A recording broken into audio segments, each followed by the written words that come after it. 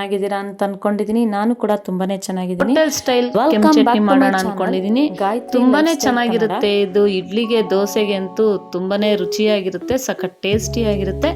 ಬನ್ನಿ ನೋಡೋಣ hotel style ಕೆಂಪು ಚಟ್ನಿ ಮಾಡೋಕ್ಕೆ ಏನೇನು ಇಂಗ್ರೀಡಿಯೆಂಟ್ಸ್ ಬೇಕಂತ ನೋಡೋಣ ಬನ್ನಿ. ಇಡ್ಲಿ ಹಿಟ್ಟು ರೆಡಿ ಮಾಡಿ ಇಟ್ಕೊಂಡಿದ್ದೀನಿ. ಈಗೆಲ್ಲ ರೆಡಿ ಮಾಡಿ ಇಟ್ಕೊಂಡಿದ್ದೀನಿ ಹಿಟ್ಟನ್ನ. ಈಗ ಮೊದಲು ನಾವು ಇಡ್ಲಿ ಪ್ಲೇಟ್ ತಗೊಂಡು ಎಲ್ಲದಕ್ಕೂ ಸ್ವಲ್ಪ ಎಣ್ಣೆ ಹಾಕ್ಕೊಂಡು ಸರ್ವ್ಕೊಳ್ಳೋಣ. ಎಲ್ಲ ಹೀಗೆ ಡಿಪ್ ಮಾಡ್ಕೊಳ್ಳೋಣ ಎಣ್ಣೆ ಹಾಕ್ಕೊಂಡು.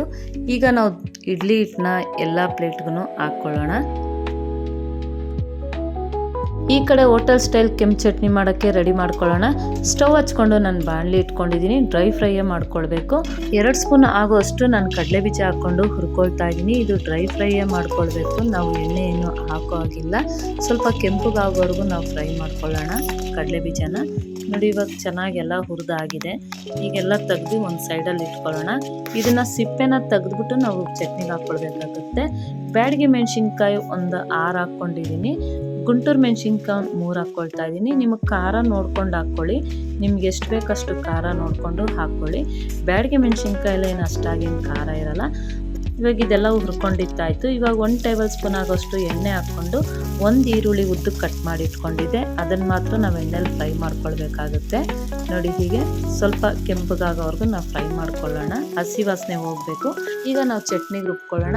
1 ಬೌಲ್ ಆಗೋಷ್ಟು ತೆಂಗಿನಕಾಯಿ ಹಾಕ್ಕೊಳ್ತಾ ಇದ್ದೀನಿ. ಹಸಿ ತೆಂಗಿನಕಾಯಿ ಹಾಕ್ಕೊಳ್ತಾ ಇರೋದು.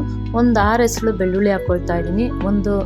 ಒಂದು ಸ್ವಲ್ಪ ಶುಂಠಿ, ಒಂದು ಸ್ವಲ್ಪ ಹುಣಸೆಹಣ್ಣು, ಕೊತ್ತಂಬರಿ ಸೊಪ್ಪು, ಕಡಲೆ ಬೀಜ, ಹುರ್ಗಡ್ಲೆ, ಬ್ಯಾಡಗಿ ಮೆಣಸಿನ್ಕಾಯಿ, ಫ್ರೈ ಮಾಡಿ ಇಟ್ಕೊಂಡಿದ್ವಲ್ಲ ಈರುಳ್ಳಿನ, ಅದನ್ನು ಹಾಕ್ಕೊಳ್ತಾ ಇದ್ದೀನಿ. ರುಚಿಗೆ ತಕ್ಕಷ್ಟು ಉಪ್ಪು ಹಾಕ್ಕೊಳ್ತೀನಿ. ಸ್ವಲ್ಪ ನೀರು ಹಾಕ್ಕೊಂಡು ನೈಸಿಗೆ ರುಬ್ಕೊಳ್ತೀನಿ.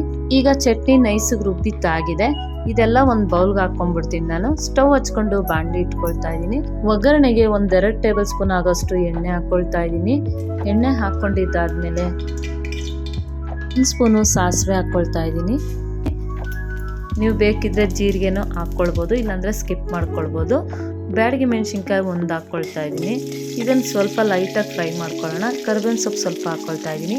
ನಿಮಗೆ ಬೇಕಿದ್ರೆ ಹಿಂಗನ್ನ ಹಾಕ್ಕೊಳ್ಬೋದು, ಇಲ್ಲಾಂದರೆ ಸ್ಕಿಪ್ ಮಾಡ್ಕೊಳ್ಬೋದು. ಹಿಂಗೆ ಇಷ್ಟಪಡ್ದಿದ್ದವರು ಸ್ಕಿಪ್ ಮಾಡ್ಕೊಳ್ಳಿ. ಈಗ ಈ ಚಟ್ನಿ ರೆಡಿ ಆಗಿದೆ ಅಲ್ವಾ, ಇದಕ್ಕೆ ನಾವು ಒಗ್ಗರಣೆನ ಹಾಕ್ಕೊಳ್ಳೋಣ. ನೋಡಿ ಹೀಗೆ ಎಲ್ಲ ಹಾಕ್ಕೊಂಡಿದ್ದಾಯಿತು. ಈ ಕಡೆ ಇಡ್ಲಿನೂ ರೆಡಿ ಆಗಿದೆಯಾ ನೋಡೋಣ. ನೋಡಿ ಚಟ್ನಿ ಎಲ್ಲ ಕೆಂಪು ಚಟ್ನಿ ರೆಡಿಯಾಗಿದೆ. ಈ ಕಡೆ ಇಡ್ಲಿನೂ ರೆಡಿಯಾಗಿದೆ. ಬಿಸಿ ಇದೆ, ಬಿಸಿ ಬಿಸಿ ಇಡ್ಲಿ ತುಂಬ ಚೆನ್ನಾಗಿರುತ್ತೆ. ಈ ಚಟ್ನಿ ನೀವು ಮಾಡ್ಕೊಂಡು ತಿನ್ನಿ ಫ್ರೆಂಡ್ಸ್, ನೀವೇ ಹೇಳ್ತೀರಾ ಎಷ್ಟು ಚೆನ್ನಾಗಿದೆ ಅಂತ. ಈಗ ಇದಕ್ಕೆ ಸ್ವಲ್ಪ ನೀರು ಚಿಮುಕ್ಸ್ಬಿಟ್ಟು ನಾವು ಇಡ್ಲಿನ 1 ಸ್ಪೂನ್ ಸಹಾಯದಿಂದ ತೆಗಿಯೋಣ. ನೋಡಿ ಹೀಗೆ ಎಲ್ಲ ತೆಗೆದಿಟ್ಕೊಳ್ಳೋಣ ಇಡ್ಲಿನ. ನೋಡಿ ಫ್ರೆಂಡ್ಸ್, ಇವಾಗ ಹೋಟೆಲ್ ಸ್ಟೈಲ್ ಕೆಂಪು ಚಟ್ನಿನೂ ರೆಡಿಯಾಗಿದೆ, ಇಡ್ಲಿನೂ ರೆಡಿಯಾಗಿದೆ. ನೀವು ಟ್ರೈ ಮಾಡಿ ಫ್ರೆಂಡ್ಸ್, ನಾನು ಹೇಗೆ ಮಾಡಿದ್ದೀನಿ ಅಂತ ಕಮೆಂಟ್ ಹಾಕಿ ಹೇಳಿ. ಬೆಳಿಗ್ಗೆ ಅಂತೂ ಬ್ರೇಕ್ಫಾಸ್ಟ್ಗೆ ಈ ಚಟ್ನಿ ಬೇಗನೆ ಆಗುತ್ತೆ. ನನ್ನ ವಿಡಿಯೋ ಇಷ್ಟ ಆದರೆ ಲೈಕ್ ಮಾಡಿ, ಕಮೆಂಟ್ ಮಾಡಿ, ಶೇರ್ ಮಾಡಿ, ಮತ್ತು ಸಬ್ಸ್ಕ್ರೈಬ್ ಮಾಡ್ಕೊಂಡು ನೋಡಿ. ನೀವು ಸಬ್ಸ್ಕ್ರೈಬ್ ಮಾಡ್ಕೊಂಡು ನೋಡಿದ್ರೆ ನಾನು ಯಾವುದೇ ಒಂದು ವಿಡಿಯೋ ಹಾಕಿದ್ರು ಫಸ್ಟ್ ನೋಟಿಫಿಕೇಷನ್ ನಿಮಗೆ ಬರುತ್ತೆ.